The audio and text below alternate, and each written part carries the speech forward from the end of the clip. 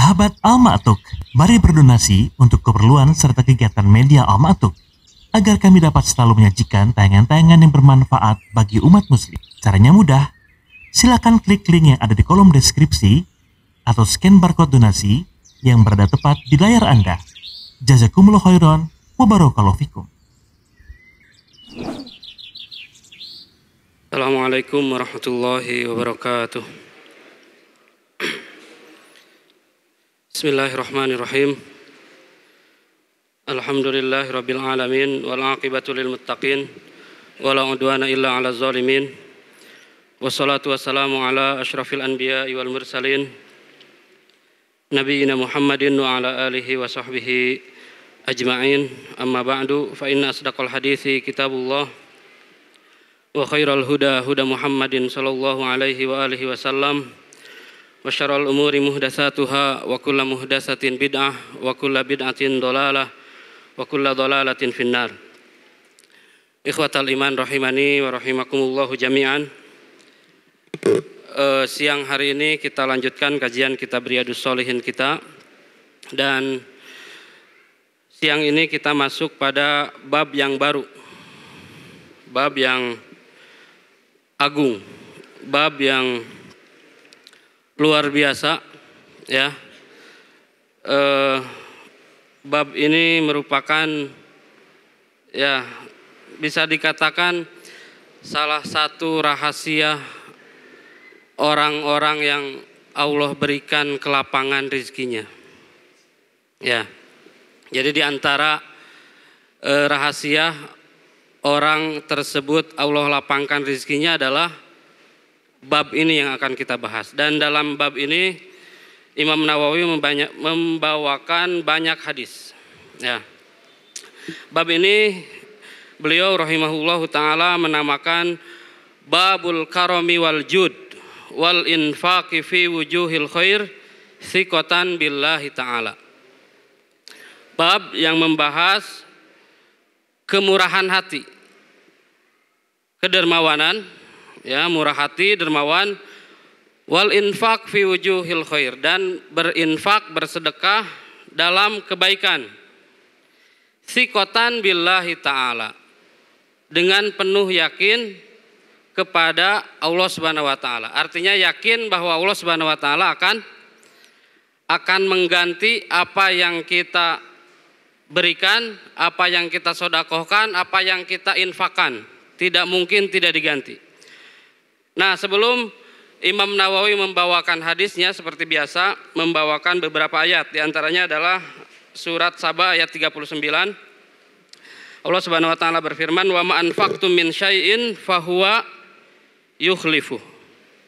Apapun yang kalian infakkan, ya, dari sesuatu kecil, besar, apalagi apapun, ya, mutlak, wa ma anfaqtum min syai'in fahuwa yukhlifu, maka Allah Subhanahu wa taala akan mengganti. Kemudian dalam surat Al-Baqarah ayat 272, Allah Subhanahu wa taala berfirman, wa ma tunfiqu min khairin fali anfusikum wa ma tunfiquna illa ibtigha'a wajhillah wa ma tunfiquna min khairin yuwaffa ilaikum wa antum la tuzlamun. Dan apapun yang kalian infakkan berupa kebaikan, maka Allah akan berikan balasannya kepada kalian, dan kalian sedikit pun tidak akan dizolimi. Jadi kalian dengan memberikan infak itu sama sekali tidak akan rugi, ya. Nah, kemudian ayat yang terakhir yang dibawakan oleh Imam Nawawi rahimahullah ta'ala adalah Al-Baqarah ayat 273. Allah Subhanahu wa taala berfirman, "Wa ma tunfiqu min khairin fa innallaha bihi alim." Dan apapun yang kalian infakkan dari kebaikan, maka sesungguhnya Allah Subhanahu wa taala itu Maha mengetahui. Ya. Jadi di sini Imam Nawawi menamakan bab ini dengan murah hati, kemudian dermawan, dan infak dalam kebaikan, thiqatan billah, dengan penuh yakin bahwa siapa yang akan membalasnya? Allah Subhanahu wa taala. Dan di sini umum, ya. Di sini umum kepada siapa saja. kepada orang yang kita kenal, kepada orang yang tidak kenal, kepada orang tua, kepada kerabat, kepada yang jauh. Nah, walaupun dalam surat Al-Baqarah sebenarnya dijelaskan, tapi di sini Imam Nawawi tidak membawakan ayatnya. Dijelaskan bahwa kul ma anfaqtum min khairin falil walidaini walil aqrabin wal yatama wal masakin wabnis sabil. Jadi ada prioritasnya sebenarnya yang harus lebih kita utamakan, yaitu yang pertama orang tua, bapak ibu, kemudian al-aqrabin, kerabat, kemudian al-yatama, anak-anak yatim, kemudian al-masakin, orang-orang miskin yang pendapatannya kurang dari kebutuhannya. Kebutuhannya lebih besar daripada penghasilannya. Kemudian ibnu sabil, ya, wabni sabil, orang-orang yang di fisabilillah. Nah, itu. Tapi berarti di sini Imam Nawawi menekankan kepada kita bahwasanya berinfak, bersedekah, berderma itu jangan pilih-pilih. Itu. Dan harus yakin bahwa Allah Subhanahu wa taala akan mengganti. Jadi jangan berinfak itu kepada orang yang kalau saya murah hati ke dia, nanti urusan saya lancar.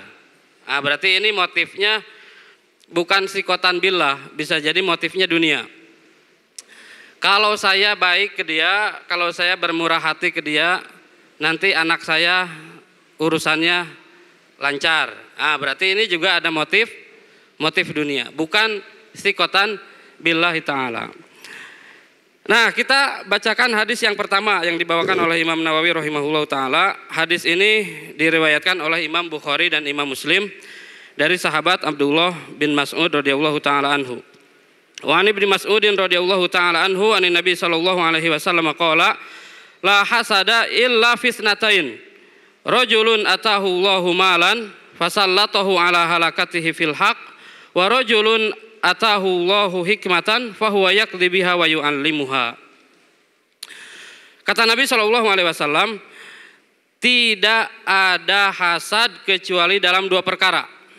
Yang pertama adalah orang yang Allah berikan harta, kemudian dia habiskan harta itu untuk kebaikan.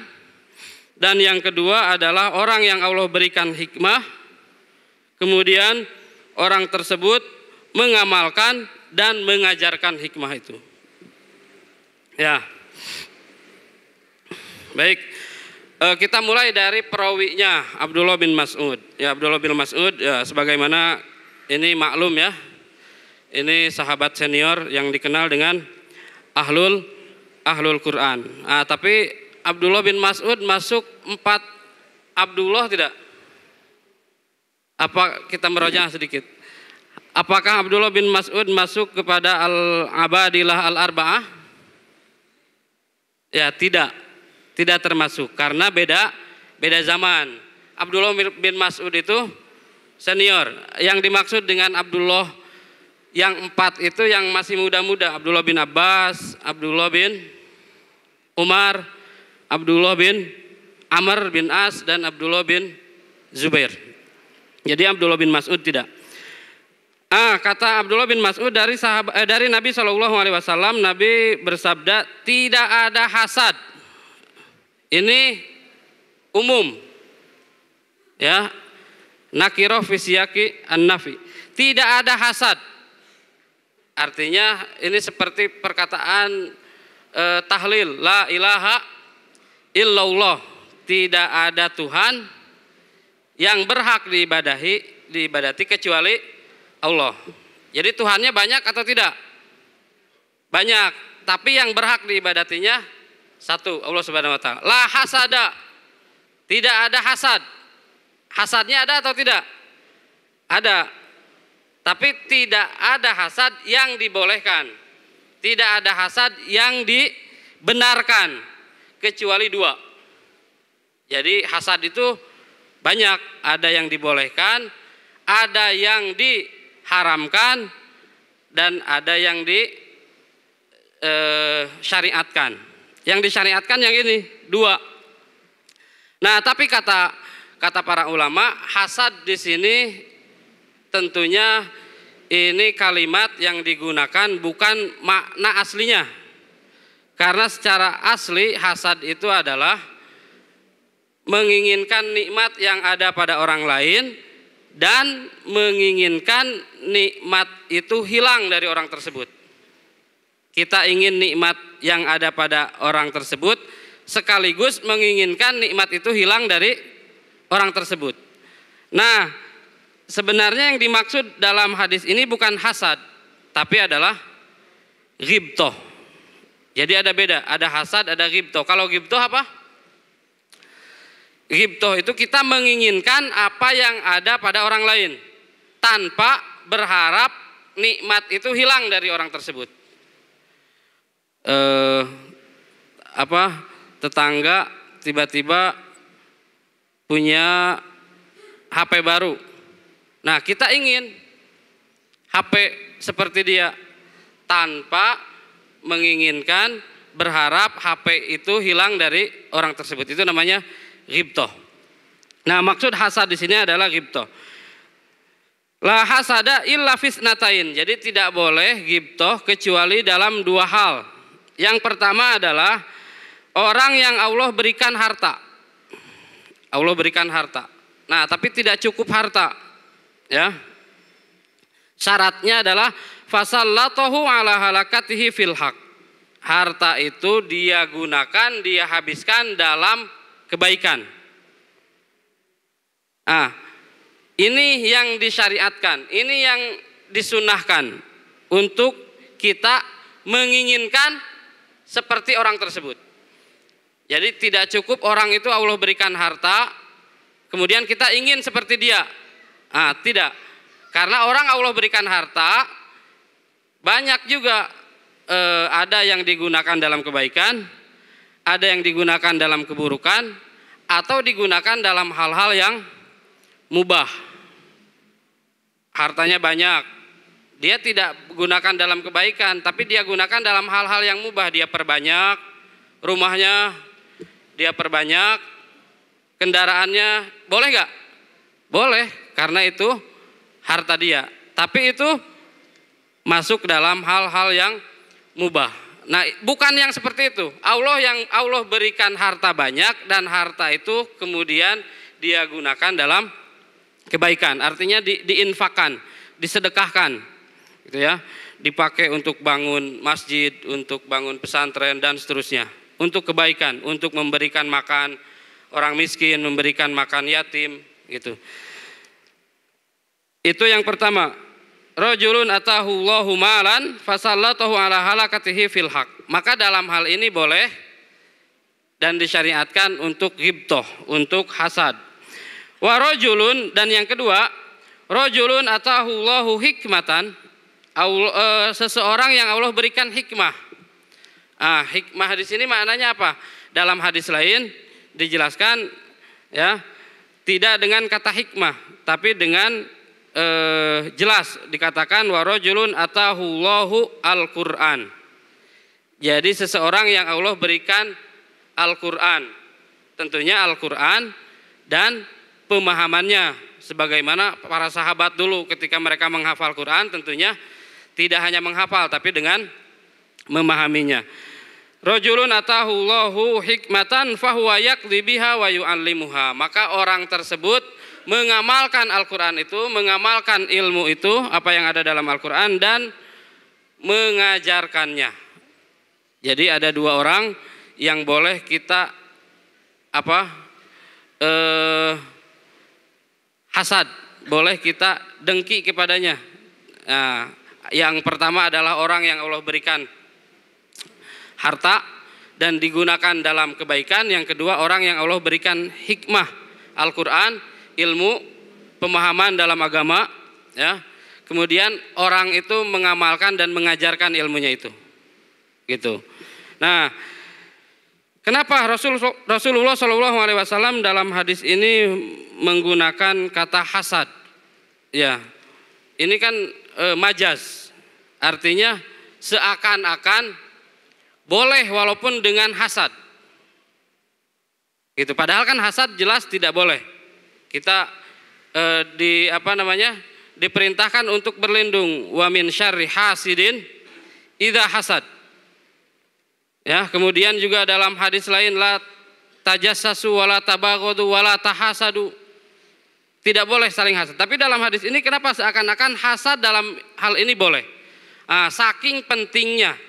Saking apa? Saking pentingnya dua perkara tersebut. Jadi orang yang Allah berikan harta kemudian diinfakkan dalam kebaikan. Kemudian yang kedua Allah berikan ilmu, Al-Quran, Sunnah, pemahaman. Kemudian dia amalkan dan dia ajarkan. Maka kita harus nih hasad nih. Nah, seakan-akan seperti itu. Jadi boleh walaupun dengan cara yang haram, seakan-akan. Gitu. Saking pentingnya. Jadi harus kita memiliki keinginan seperti orang-orang tersebut. Jangan kita merasa kecil, kita merasa diri kita ya kita bukan seperti mereka, kita tidak mampu seperti mereka. Tidak boleh. Ketika kita melihat ada orang yang seperti itu, maka dalam hati kita harus ada keinginan. Wah, ini orang bagus nih. Hartanya banyak, rajin bersedekah, rajin berinfak, ya. Dengan berinfaknya semakin tambah hartanya. Nah, kita pun harus ingin seperti dia. Jangan tidak ada rasa keinginan itu. Gitu.